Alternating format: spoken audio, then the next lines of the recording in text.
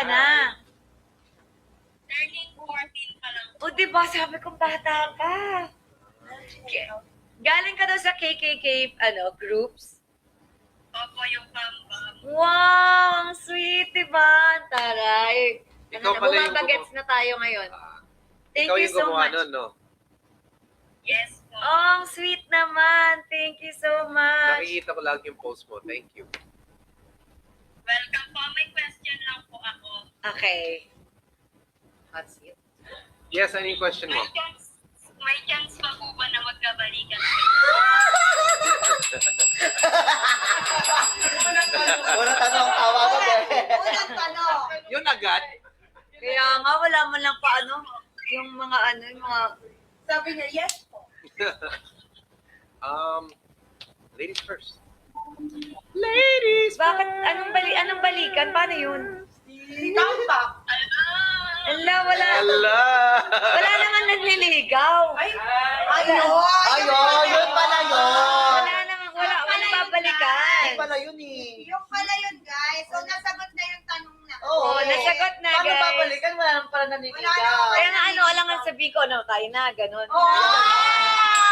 Walang ganon. Ayan, ngayong gabi, may na-reveal. May na-reveal. Magpro-protesta tayo, mga KKK pa. Magkakaroon tayo ng protesta laban kay Mr. B. Nagkaroon tayo ng ng hit. Diba? Yan. So, ngayon, hindi na alam ni Mr. B kung paano niya anong gagawin niya ngayon. Grabe naman kasi yung mga tanong agad, bebe. O di ngayon, nasalitaan ka. I love you. Manligaw ka muna. We love you out there. Thank you.